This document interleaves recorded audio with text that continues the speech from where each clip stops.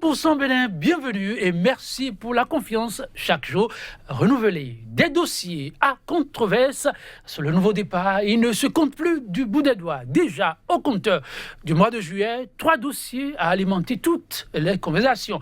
Après le revirement jurisprudentiel lié au droit de grève, toujours d'actualité, la proposition d'amendement de la Constitution suggère encore brûlant la hausse des tarifs aux postes de péage et de pesage s'invite à présent au cœur de la polémique, provoquant un tollé général à donner, dit-on, l'insomnie aux plus modestes des contribuables béninois. En effet, le gouvernement, dans un communiqué en date du 29 juin et signé du ministre des Transports Alassane Seydou, a décidé de revoir à la hausse les grilles tarifaires en vigueur au niveau des postes de péage de pesage en République du Bénin, appliquées depuis le 1er juillet. Donc de ce mois, ces mesures passe plutôt mal dans l'opinion publique. Les populations crient au scandale et à l'acharnement. Gouvernance talent au Bénin, une gouvernance à visage humain ou relent capitaliste sauvage. Tel est, mesdames, messieurs, le thème au menu de votre émission Débat du jour. Le regard que nous vous proposons est celui d'acteurs politiques. Les premiers concédés par la gestion de la cité. Nous y sommes. À ma gauche, Emery Olabi, acteur politique. Il est membre du bureau national de l'UJMP, l'Union des jeunes de la mouvance présidentielle. Emery Olabi, bonjour. Bonjour Joël. Merci de répondre à notre invitation. Merci. En face de vous, on pourrait dire un frère dans la même lutte, mais d'un autre bord. Lui, il a non. Christian Yenoussi, conseiller municipal à Cotonou, il est membre de l'USL, l'Union sociale libérale. Christian Yenoussi, bonjour. Bonjour, cher ami Joël. Merci aussi pour la disponibilité. C'est moi qui vous remercie. Depuis quelques heures, c'est plutôt des bruits de bottes et ils s'interrogent, les Béninois, sur la nouvelle mesure prise par les autorités au plus haut niveau quant aux frais, les nouveaux frais au niveau des postes de péage et de pesage. Emery Olabi, c'est plus que difficile à tenir les réactions qui fusent de part et d'autre. Pour nombre de citoyens, il s'agit d'une décision qui n'a pas tenu compte du grand nombre. Et ceux-là qui s'interrogent chaque fois sur leur pitance au quotidien. Oui, je peux comprendre les réactions des concitoyens, des compatriotes par rapport à ces récentes augmentations. Mais comme je le dis, cela fait partie ou cela participe de l'effort commun pour bâtir notre nation. Il faudrait consentir davantage de sacrifices. Et voyez-vous, les décisions qui, s'il faut tenir compte chaque fois ou pour certaines décisions qui devraient être prises depuis des années, de façon conséquente, de façon graduelle, qui n'ont pas été faites, pour certaines raisons, l'inaction du gouvernement, dit-on, ou de ses agents, ou de l'inconséquence de certains acteurs politiques, on ne peut pas aujourd'hui, parce que un gouvernement décide de bien faire les choses et décide quand même de faire avancer le pays et prendre des décisions, certes, un peu difficiles, à cause de la situation économique qui est encore morose, plus ou moins, mais qui s'améliore de jour en jour. Demandez simplement aux amis, aux concitoyens, d'accepter la réforme qui est en cours, qui devrait normalement se faire depuis, mais qui finalement a commencé. Voilà, je m'arrête là parce qu'on va continuer. Tout à fait, c'est une première réaction. Oui, Christian Yenoussi, vous avez suivi de vos amis, mais aussi de vos mandants qui ont donné de la voix, mais au-delà, c'est toute une population qui crie. Alors, qu'en suivant les autorités, l'intention n'est nullement de nuire, mais plutôt d'aller à une prospérité longtemps prônée, mais qui depuis toujours piétine au Bénin. Non, il faut dire que tout le monde recherche cette prospérité, tout le monde voudrait vraiment le bien de ce pays, que ça décolle et que ça se construise et que tout aille pour le mieux pour chacun de nous. Mais avant, tout est question de démarche et de principe. La démarche par rapport à cette mesure, parce que je l'appellerai par réforme, cette mesure, c'est qu'elle n'est pas inclusive. elle n'est pas inclusive, on aurait pu sensibiliser sur les tenants et les aboutissants de cette initiative. En réalité, de quoi il s'agit? Il faut partir du début. Qu'est-ce qui a changé de 2016 ou bien de 2006 à ce jour 2018? Qu'est-ce qui a changé, dans la vie du concitoyen pour qu'il contribue de cette façon aux charges de l'État? Il a toujours contribué aux charges de l'État en payant, en s'acquittant de ses impôts et autres. Mais aujourd'hui, le gouvernement a décidé de faire la pression sur le concitoyen pour pouvoir récupérer plus de ressources pour investir certainement dans d'autres projets. Mais pour y aller, il va falloir que la situation des concitoyens soit améliorée en amont et que ces concitoyens participent maintenant aux charges de l'État de façon équitable en tenant compte de leurs revenus. L'État a-t-il travaillé pour améliorer substantiellement les revenus des uns et des autres? C'est une interrogation. L'État a-t-il travaillé de sorte à ce que tous ceux-là usagers de la route aient un plus que ce qu'ils avaient avant, puisque les routes, pour la plupart, ne sont pas des routes nouvelles, pour qu'on dise que la pression des engagements nouvellement contractés amène à prendre ces mesures assez contraignantes pour les usagers de la route. Je pense que pour en arriver là, il faut d'abord peser le pour et le contre, voir le côté social de la chose, évaluer déjà les impacts que ça pourrait avoir sur les usagers de la route, sur la population en général. Sinon, de façon résumée, il faut dire que ça s'est ressenti très mal parce qu'il n'y a pas eu de communication autour en amont et c'est tombé comme ça. Oui, ça s'est ressenti très mal, tous l'admettent. Eh bien, votre vis-à-vis aussi, on en parlait, mais avant d'évoluer, dit Emery Oulabi, ce ressentiment, est-ce le fait, comme le dit votre vis-à-vis, du manque de l'adhésion ou de la contribution du grand nombre à une telle décision qui fait que ça se vit tel ça se vit, donc une décision pas vraiment inclusive? Non, je ne dirais pas ça. J'aimerais apporter quelques précisions par rapport aux déclarations de mon cher ami. Voyez-vous, c'est vrai, on parle de mesures, ce sont des mesures nouvelles, mais j'aime à dire que ce que nous vivons aujourd'hui, nous aurons pu l'éviter si les régimes précédents avaient de façon graduelle remanié ou mis à jour les montants. Parce que, voyez-vous, les études ont été réalisées avant de procéder à ces augmentations récentes. Des discussions ont été menées avec des acteurs du domaine, notamment l'association des consommateurs, les différentes associations de consommateurs du Bénin ont été associées à la discussion. On peut déplorer peut-être le fait de ne pas être allé vers les acteurs du secteur, dont peut-être des syndicats, des transporteurs. Je pense peut-être qu'ils n'ont pas, parce que j'ai cru avoir à lire dans certains journaux certains acteurs qui disent qu'ils n'avaient pas été associés. Mais quand même, il y a une dynamique qui a été mise en place.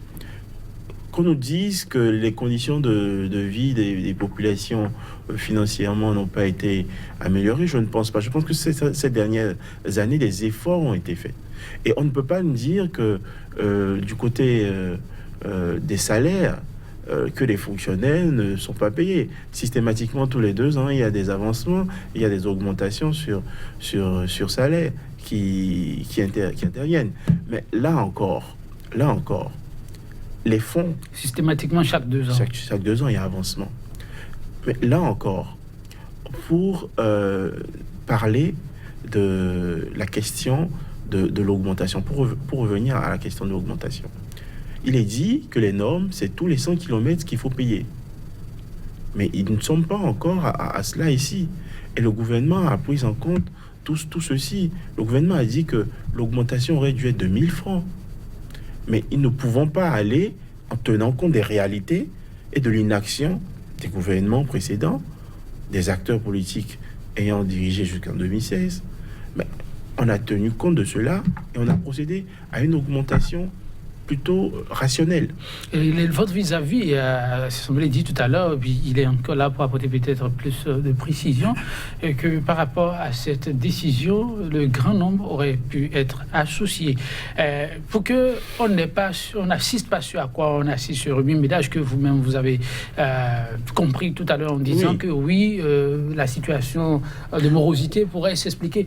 Mais en parlant, par exemple, de cette amélioration substantielle au niveau du gagne-pain des travailleurs, est-ce qu'on n'oublie pas un peu le grand nombre qui est aussi concerné par cette décision et qui, lui, n'est pas au service directement de l'État, mais contribue quand même à renflouer les caisses de l'État et qui fait partie de ceux-là qui donnent de la voix pour dire on fait quoi désormais dans une situation où c'est déjà difficile de joindre les deux bouts. Oui, je pense en fait que tout est inscrit dans une dynamique et qu'en faisant ça, en augmentant les taxes, enfin les redevances au niveau des pesages et des postes de péage, le gouvernement assumant en contrepartie des mesures sociales, peut-être d'allègement sur certains produits de première nécessité. Le gouvernement l'a toujours fait. J'ai cru entendre tout à l'heure. Sur des produits de première nécessité. Non, c'est en projection. Ça se fait toujours. Et je pense, non, on ne peut pas dire qu'actuellement, qu'il n'y a pas eu, actuellement où nous parlons, qu'il n'y a pas de subvention sur certains produits de première nécessité. Non, si, il y en a. Aucune. Si vous permettez, il faut dire rapidement que les subventions qu'il y a eu dernièrement, c'est une parenthèse rapidement pour que vous on laisse faire la parenthèse. La parenthèse vous permettra d'aller mieux. La subvention qu'il y a eu dernièrement sur les produits dits de première nécessité ont concerné l'engrais, le sucre et le lait. Combien de Béninois par jour consomment l'engrais? C'est une interrogation. Combien de Béninois chaque matin consomment du lait? Combien de Béninois chaque matin consomment du sucre? Les produits de première nécessité au Bénin, c'est l'huile, le riz, le poisson, la viande. C'est avant tout ça là. Ça peut vous permettre d'aller. Non, je continue. Oui, continue. Les fonds qui sont récoltés actuellement, après étude, on se rend compte que le gouvernement ou l'État ne perçoit que le quart de ce qu'il doit percevoir. Le reste passe par où? Le reste, sûrement dans la mauvaise gouvernance, ces fonds sont distraits ou sont mal gérés au niveau des différents prestataires. Mais ça, ce n'est pas la faute du contribuable. Ça, c'est pas la faute du contribuable, certes. Mais quand vous constatez, quand vous faites une étude et vous voyez qu'il y a plusieurs faits, plusieurs des actions qui sont actes de mauvaise gouvernance, qui sont conséquentes et qui sont successives les unes aux autres, il faudrait régler ces problèmes. Et pour le faire, n'aurait-il pas fallu alors essayer déjà d'arrêter la saignée à ce niveau ensuite voir ce qui a lieu de faire s'il faut passer à il faut lire le communiqué. Il faut lire le communiqué. Nous l'avons lu complètement. Très bien. Alors vous verrez bien que le ministre des Transports a précisé. Il a précisé que les fonds qui sont issus de ces différentes augmentations seront destinés exclusivement à la gestion du transport, à l'amélioration des axes routiers et du réseau routier, de leur entretien. Cela veut dire que précédemment, il y avait sûrement de mauvais usages qui encouraient. Je vous reviens, mais ces questions que Emery évoque, oui, ce sont des questions que les autorités ont évoquées. Je reviendrai tout à l'heure vers Emery, mais je voudrais aussi vous demander, parce que vous, les acteurs politiques, chez ADC, j'ai précisé tout à l'heure, la gestion de la cité, c'est votre chose. Mais le citoyen lambda qui n'est pas sur ce plateau, là encore, s'est interrogé. Il ne comprend pas. Les sous qui ont été perçus hier ont servi finalement à quoi? Parce que l'État est une continuité. Vous devez pouvoir, en tout cas dans les actes, le manifester et rassurer le contribuable. Si c'est ce qui doit être fait aujourd'hui, hier, qu'est-ce qui a alors été fait? Parce que les gens continuent de se plaindre de la situation de l'as routier, en tout cas au niveau de la plupart de ces postes de péage. Ce n'est pas de gaieté de cœur circuler sur ces as-là.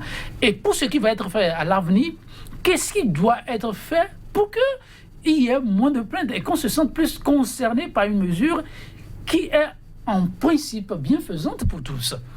Non, mais il faut dire que je comprends la réaction de mon cher ami Emery et puis du ministre qui a signé le communiqué. Il faut dire que de façon fondamentale, vous ne rendez pas service au gouvernement et au président. Le président, le connaissant, l'ayant vu faire, il doit être complètement à l'opposé de tout ce qui se dit, tout ce qui se fait autour de lui. Vous pouvez pas être sûr. Non, en réalité, pour l'avoir suivi un tout petit peu, tout ne vient pas forcément de lui, parce que les gens veulent à tout prix plaire au président. Comment écrire dans un communiqué que on va collecter des ressources pour entretenir le réseau routier? Les ressources collectées par le fonds routier à travers les péages ont toujours servi à cette fin. Jacques Ayadi, même ici, ne pourra jamais dire le contraire. Jamais, je vous dis. Donc, les cadres sont là, les cadres sont tracés, tout est là en place. Depuis toujours, le fonds routier délègue ses services au privé pour la gestion des péages qui lui collectent les ressources. Ces ressources servent toujours à l'entretien des réseaux routiers. C'est pas aujourd'hui qu'on va créer le service d'entretien. Et quand routier. les résultats montrent que le gouvernement ne perçoit que le quart de ce qu'il devrait percevoir, qu'en pensez-vous? Si le gouvernement perçoit le quart, ou bien si le quart est reversé au gouvernement, le problème est dans le contrat qui lie l'État à ceux-là qui sont chargés de lui collecter les ressources. C'est pas le taux de paiement, le taux au passage. C'est pas ça le problème. Vous dites que le gouvernement perçoit le quart de ce qui est projeté pour être tout à fait perçu. Ça veut dire que ceux qui sont mis là pour collecter les ressources ne le font pas bien, ou que le contrat qui les lie n'est pas un contrat bien. C'est à ce niveau qu'il faut faire le travail. Ça, c'est un point. Ça, c'est un point. C'est pas sur le taux au péage. Maintenant, si les sous sont collectés et qu'ils ne sont pas investis dans l'entretien routier, c'est encore un autre problème. Ça, c'est la mauvaise gouvernance. Ça ne peut pas être imputé aux concitoyens. Les concitoyens n'ont aucune responsabilité dans la bonne ou la mauvaise gouvernance des ressources publiques. Mais en réalité, le problème n'est pas dans la gouvernance ou non. Le problème d'abord est dans les options, le choix de gouvernance. Vous voulez faire quoi? Pourquoi voulions-nous aujourd'hui faire saigner les populations pour leur transport? Avons-nous construit de nouvelles routes? Je ne crois pas. Avons-nous pris des engagements nouveaux qui pèsent tellement sur l'économie de point à ce qu'on soit obligé ou on soit obligé d'aller vers cette pression sur les concitoyens? Là se trouvent les questions. Mais quand un ministre estime peut-être que lui, il peut argumenter et faire signer un truc ou bien avoir un OK du président, c'est ce que ça va donner. Vous concevez avec moi que l'État, Joël l'a rappelé tout à l'heure, l'État des voies à ces différents endroits sont mal entretenus. C'est dans un état piteux. Alors que les fonds perçus par ces péages doivent pouvoir servir à les entretenir. Ce qui n'est pas le cas. Ce qui n'a pas été le cas. Vous ne comprenez pas le principe. Le principe, c'est une caisse unique. Fonds routier. Pour tout le réseau routier national. Fonds routier. On est d'accord le fonds routier lance des appels d'offres. Le fonds routier finance des projets d'entretien routier chaque année. Maintenant, le reste, appelez le directeur des travaux et des infrastructures, il viendra vous dire comment ça se passe. Alors, revenons, s'il vous plaît, avec votre permission, revenons un peu à ceux-là qui sont vos mandants et qui sont aujourd'hui perdus dans cette décision. Comment appréciez-vous ce qui peut être perçu comme conséquence directe d'une telle décision émérite? D'abord, ce que j'aimerais dire, et rappeler pour amener tout le monde à terre, ce qui est fait par ces augmentations, c'est une demande de contribution. On demande en fait aux contribuables, aux populations, d'accompagner davantage l'effort du gouvernement pour l'amélioration des conditions de vie. On demande en fait je ne dirais pas de serrer la ceinture davantage, mais on demande un effort substantiel de patriotisme, en fait. Okay. C'est ce qui est souhaité. Et il faut revenir à ce qui est la norme. La norme, c'est un péage à chaque 100 km pour un prix de 1000 francs CFA.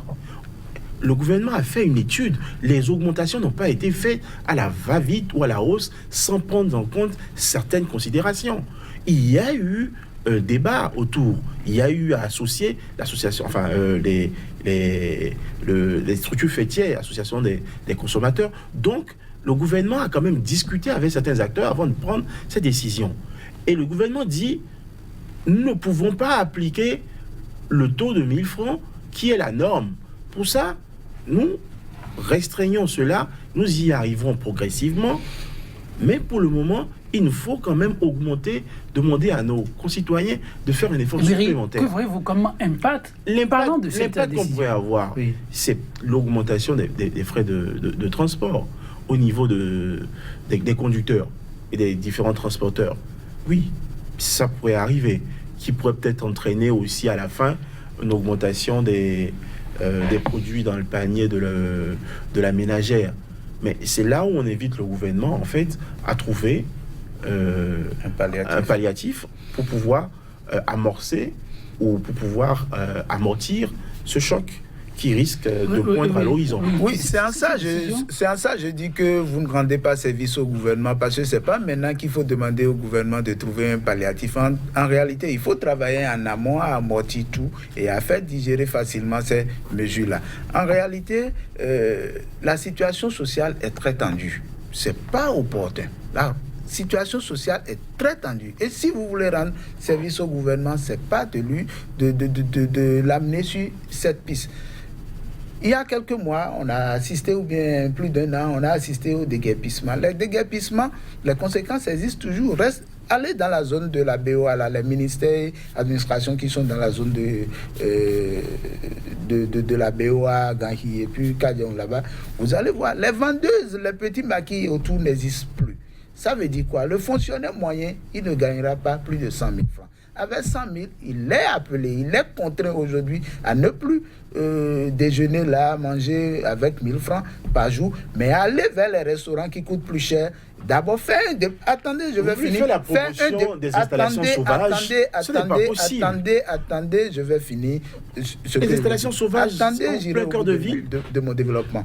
C'est-à-dire, le fonctionnaire moyen, il fait d'abord un déplacement dans la mi-journée pour aller manger peut-être à 3 000 francs au moins dans un restaurant moyen de la place, au lieu de manger à un prix... Vous pensez sérieusement que c'est la seule option Je vais venir...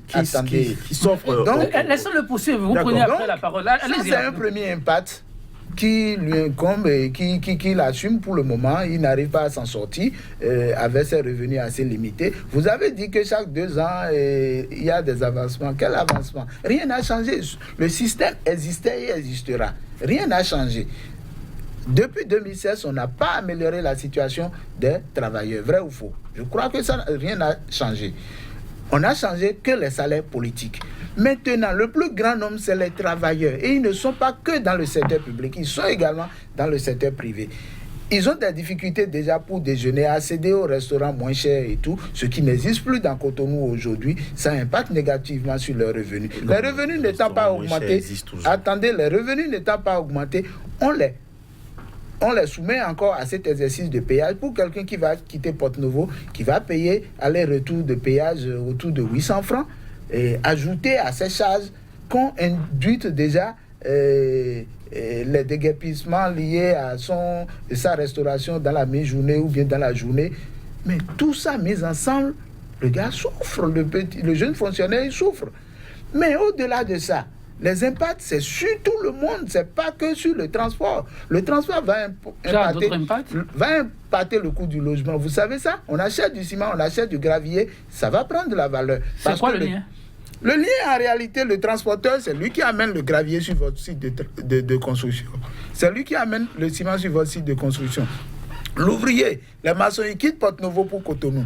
Tout ça, là, entre dans le coût de construction. Le logement va prendre de la valeur. Le logement prend de la valeur.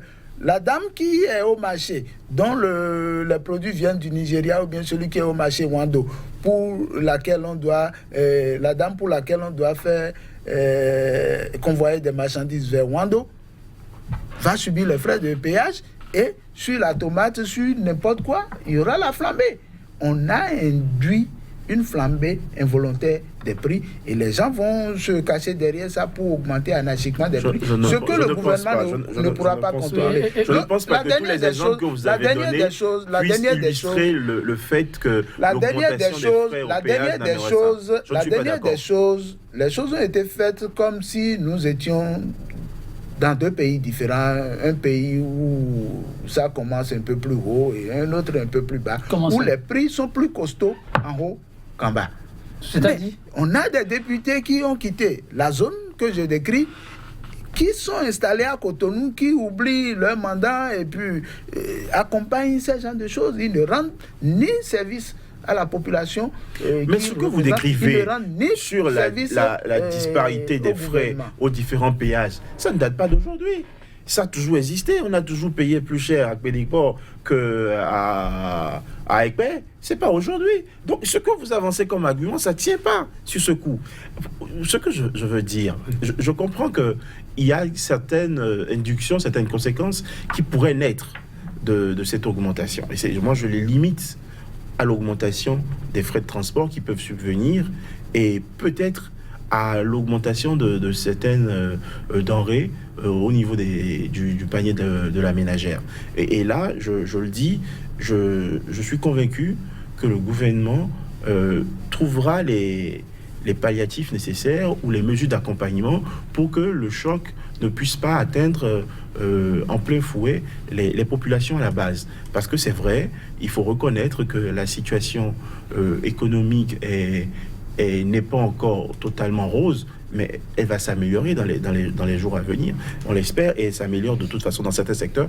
Maintenant, pour préciser, les différentes enchevêtrements tout à l'heure désignés ou amenés par mon très cher ami,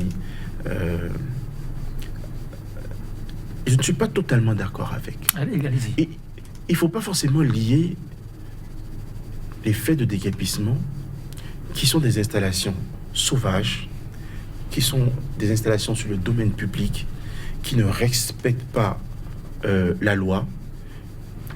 Je ne pense pas que la suppression de ces espaces anarchiquement occupés a supprimé l'offre ou la demande. La demande existe toujours. Non, votre vis-à-vis semble dire oui, ce que je comprends. Ce que je veux dire, c'est-à-dire qu'il estime que c'est il estime ses conséquences. Et moi, et que les populations ne sont pas encore remis financièrement. Non, c'est ce que je veux lui faire comprendre. Et que d'autres viennent s'y ajouter. Je ne pense pas. Je pense que on a juste fait que déplacer les commerces. Qu'aujourd'hui, qu'on dise qu'il n'y a pas de restauration, de restaurants de petite taille dans la zone de Ganki, je ne pense pas. Il y en a. Et aujourd'hui, il faut améliorer les conditions de vie des populations. Au lieu de s'installer anarchiquement au bord des voies, les entreprises, et certaines entreprises le font, peuvent créer des systèmes de cantine pour permettre à leurs agents de manger sain et bien. Il y a certaines entreprises de la place qui le font et qui, par ce coup, amoindrissent le coût du déjeuner. Quand vous prenez, si on reste au niveau du cas pratique, pour vous comprendre, vous deux, des ministères qu'il a cités dans la zone de l'aéroport, bon, le ministère, lui, n'a pas pris des mesures du genre, quand on prend ces cas-là, où des agents sont obligés de quitter le ministère, leur rejoindre avec une certaine distance, avant de trouver un cadre qui n'est pas forcément exactement comme cette bonne dame, avec un prix dérisoire. Je peux comprendre. Voilà. Je peux comprendre. Mais dans le même temps, les gens qui sont installés, c'est-à-dire il y a des solutions. Il y a des solutions, en fait. Il n'y a pas de problème, en réalité, à... Sans solution. Sans solution. Vous êtes installé anarchiquement sur le domaine public, vous voulez continuer votre activité, installez-vous de façon formelle. Trouvez un local, installez-vous de façon formelle. Autrement, les entreprises ont la possibilité de créer des cantines. Il y a des entreprises, et il le sait bien, dans la zone de Ganri, dans la zone commerciale, qui ont des cantines ou qui ont un système de cantines. Publiques, non. Des administrations publiques, non, certes. Je m'engouffre un peu dans votre proposition là, puisque vous allez sur un terrain. Bon, allez-y rapidement et je vais poser ma question. Ce dont je parlais, c'est les conséquences des opérations de déguerpissement. Je ne parle pas de l'opportunité ou non du déguerpissement. Mais vous semblez inverser les rôles. L'État doit créer les conditions favorables pour notre épanouissement. L'État est incarné par le pouvoir en place. On est d'accord. D'accord. C'est pas nous qui allons chercher les solutions. Mais c'est pas l'État met les solutions en place. L'État, c'est pas après avoir déguerpi qu'on va dire on va faire des cantines. Non, ça c'est pas à l'État de le faire. On prépare les acteurs à subir. Pendant 6 mois. On n'a pas préparé pendant 6 mois. Sinon, et au-delà, le gouvernement a communiqué sur cela. Autant de ministères dans la zone commerciale, autant d'administrations allaient se doter de cantines si le gouvernement avait pour souci de régler nos problèmes, nous, population. Mais le gouvernement, pendant 6 mois, a sensibilisé sur la question. Autre chose, c'est que pour cette affaire de relèvement ou bien d'augmentation du coût de péage, vous semblez estimer qu'après on va trouver des solutions palliatives. Non. Mais non. Mais ça, c'est un gouvernement de façon réfléchie, pour toute personne, il faut évaluer ce que ça pourrait être avant d'agir. On n'a rien évalué, on tombe dedans. Vous pensez que le gouvernement n'a pas... dites qu'on va trouver des solutions palliatives. Je ne peux pas penser qu'on n'ait pas prévu. Moi, je pense que le gouvernement a sûrement prévu, puisque on vous l'a dit, et je le répète moi-même. Tout à l'heure, j'ai avancé l'argument selon lequel des études préalables ont été faites avant ces augmentations. Donc, si les études ont été faites, donc c'est que les impacts ont dû être aussi... été évoqués dans ces études, ont été abordés. Donc, ils ont pris en compte. Et justement, pour montrer la véracité de ce que je dis tout à l'heure, le directeur des travaux, je pense, M. Ayadji, a affirmé que les études ont révélé qu'il fallait faire une augmentation de 1000 francs CFA sur chaque poste. Mais que le ministère ou que les acteurs décisionnels ont compris que ce n'était pas possible d'aller à cette augmentation. Et donc, ont dû trouver un mécanisme pour répartir de façon rationnelle ces charges sur l'entièreté des postes de péage existants. Et de façon graduelle, en fonction de l'évolution du niveau de vie, que ces augmentations puissent se faire. Et que les augmentations ou que les postes de péage doivent pouvoir exister selon les normes à chaque 100 km. Nous ne sommes pas encore là. Dites-moi, si vous permettez, qui peut comprendre le raisonnement de Ayadji après le communiqué? Dites-moi, qui peut comprendre ce qu'il dit après ce communiqué? Donc vous n'avez pas compris? Personne ne peut comprendre puisque le communiqué est sorti avant. Il fallait expliquer, c'est en ça que je parle toujours de démarche. Il fallait expliquer, nous avons fait une étude qui nous a amené à ces conclusions. Et ces conclusions nous amènent aujourd'hui à ne pas appliquer les tarifs très hauts, mais nous voulons réduire les tarifs. Cela aurait pu être le rôle des différentes associations qui ont été associées. Quand ça ne va pas, l'association du béninois des consommateurs ou les associations sœurs sont les premières, en fait, à venir pour déblatérer. Donc, en réalité... alors, ces associations, c'est aussi leur rôle. Quand vous êtes associé, c'est à vous d'aller porter aussi la nouvelle de diffuser. Ce sont les acteurs de la société. Ce sont les acteurs de la société civile. Le gouvernement a tous les outils pour se faire entendre. Il a tous les outils pour informer les concitoyens. Mais c'est aussi le rôle des acteurs de la société civile. Cette question a amené très rapidement Emery et Christian beaucoup à aller sur le volet social dans le choix de la gouvernance et chacun y allait de son commentaire. Vous-même, vous avez commencé tout à l'heure. D'aucuns ont rappelé, comme a commencé par le faire Christian Yonoussi, la fameuse opération de déguerpissement. Les conséquences seraient encore là. Je ne dirais pas déguerpissement, libération des espaces publics. C'est la terminologie ramenée par la suite par le gouvernement.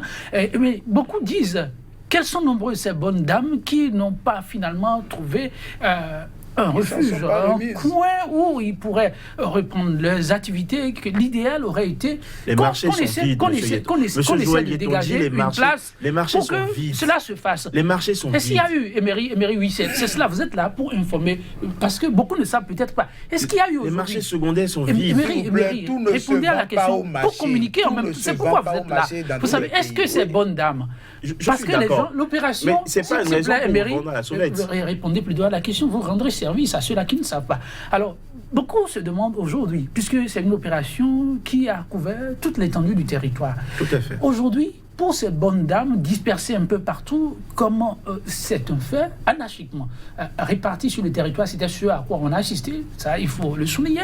Alors aujourd'hui, est-ce qu'il y a des places aménagées pour que ces bonnes dames qui continuent, parce qu'elles sont nombreuses, je ne sais pas si vous le savez, elles sont nombreuses qui sont toujours à la maison, qui ne savent plus comment faire, à quel sens se vouer, mais est-ce qu'à cette date-ci, il y a déjà des aménagements faits pour que ces bonnes dames puissent retrouver un lieu de travail et vaquer normalement à leurs occupations et se faire un peu le petit commerce. Je veux dire trois choses. La première, je le répète, le déplacement ou la libération des espaces publics qui a entraîné le déplacement de tous ces petits commerçants ne supprime pas la demande. La demande existe. Première chose. Deuxième chose, une fois qu'ils se sont déplacés, ils ont la possibilité, le loisir de chercher un local non loin et de s'installer de façon formelle. C'est chez eux-mêmes. Par eux-mêmes. Ça, c'est la première chose. Oui. Enfin, c'est une des conclusions auxquelles je parviens, de s'installer de façon formelle. Et j'ai vu des gens dans Cotonou se déplacer du bord de la voie pour s'installer non loin et avec leur commerce et améliorer l'enseigne. Il y a des gens qui l'ont fait dans Il y a eu Cotonou. une place aussi pour ceux qui n'ont pas les moyens de Seconde se retrouver au chose, niveau des seconde chose. enseignes. Les municipalités sont les grands complices de ces situations.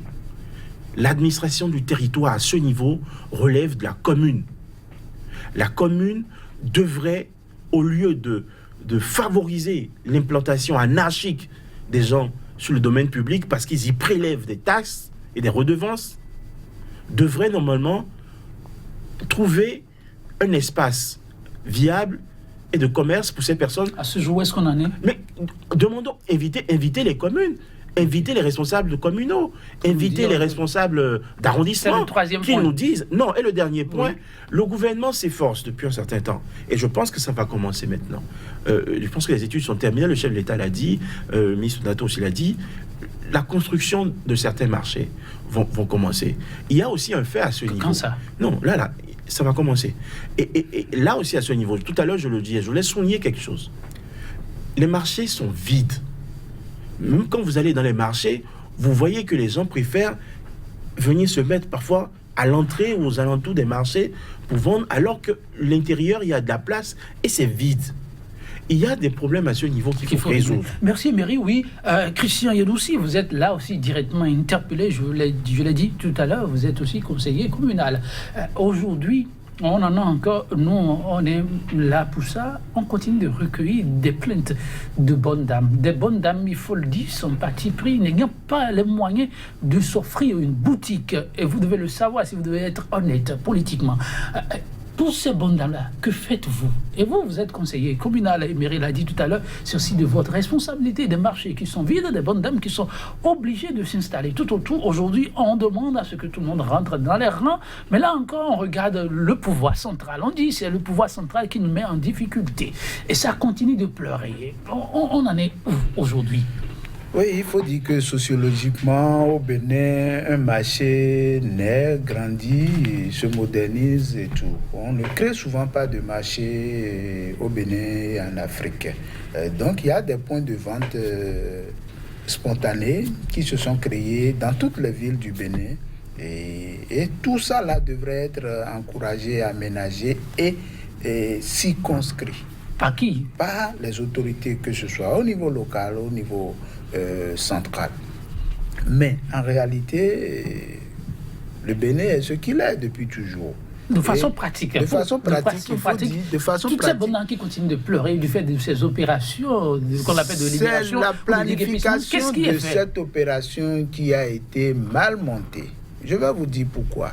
Nous sommes dans un pays pauvre, où les gens sont pour la plupart dans l'informel. Tout le monde n'a pas les moyens de se mettre sous une bonne installation et avec une belle enseigne et tout.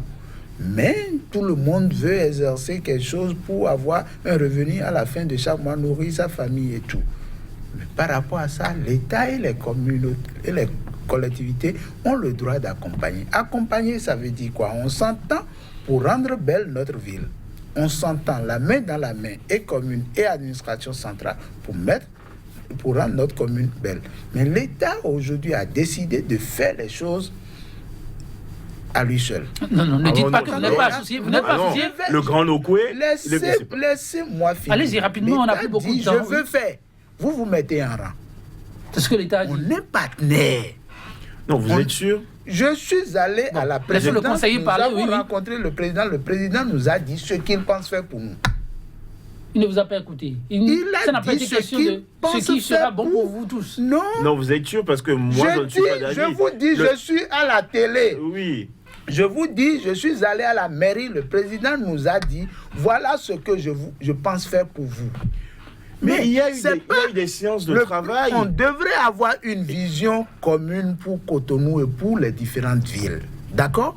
Au-delà de ça, la mise en œuvre, elle doit être collective. Si la mise en œuvre n'est pas collective, vous faites économie de vérité. Maintenant, pour dégager des dames qui de fait se sont installées, qui nourrissent leur famille, qui entretiennent leur vie à partir de ça, on doit en même temps, avant leur déguerpissement, réfléchir à où elle doit être parachutée et quelle sera sa suite, ainsi de suite, parce que le social devrait être de mise dans un pays aussi pauvre que le nôtre. C'est pour ça, revenant à cette affaire d'augmentation des prix de péage, je disais, j'insiste toujours que vous ne rendez pas service au gouvernement parce que c'est pas le moment d'augmenter des prix du genre, c'est pas le moment de soumettre les populations. Christian Yanoussi Emery au Labi, c'est un sujet qui intéresse beaucoup les téléspectateurs puisqu'il s'agit du quotidien de chaque Béninois. On va certainement y revenir. On n'a plus que 2 minutes, mais je m'en voudrais de ne pas vous lire cette réaction de l'honorable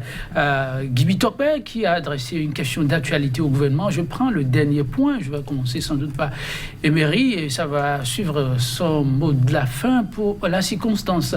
Lui, il s'interroge avec cette question. Pourquoi, dit-il, le gouvernement ne se préoccupe pas, il est affirmatif, de la condition sociale des Béninois et des Béninoises, condition qui se dégrade chaque jour. Il ajoute, car je remarque que depuis quelque temps, après l'imposition de la TVM, la pénalisation du paillot, sans oublier l'augmentation des prix des hydrocarbures à la pompe et récemment la hausse des tarifs au niveau des postes de péage et de pesage, le gouvernement semble foncer et droit là où il va.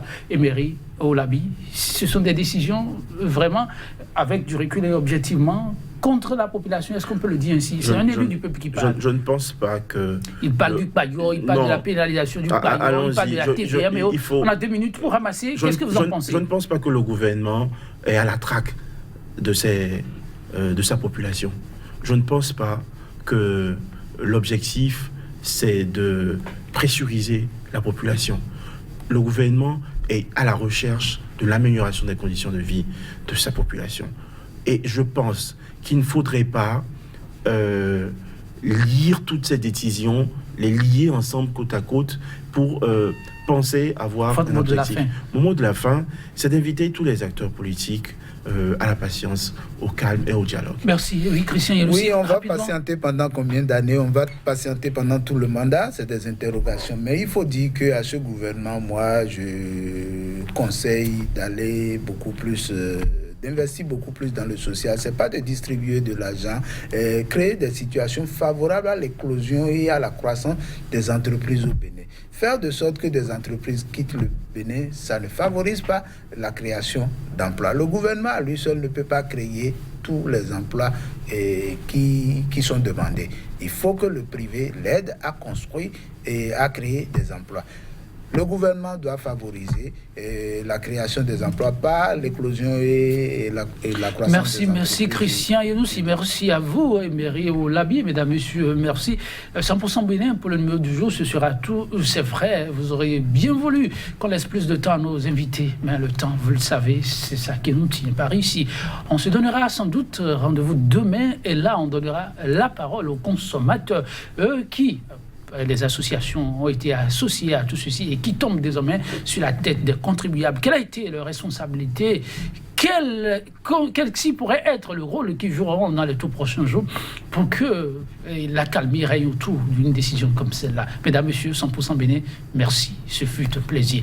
Cette citation de l'ancien président de la République tunisienne, Habib Bourguiba, avant de prendre définitivement congé de vous. Être réaliste, c'est préférer une réforme modeste qui en permet une autre, plus heureuse, à un miracle impossible. Juste une réflexion, une bonne suite de méditation chez vous. Demain, c'est un autre jour, toujours avec le même entrain pour vous servir. À très vite.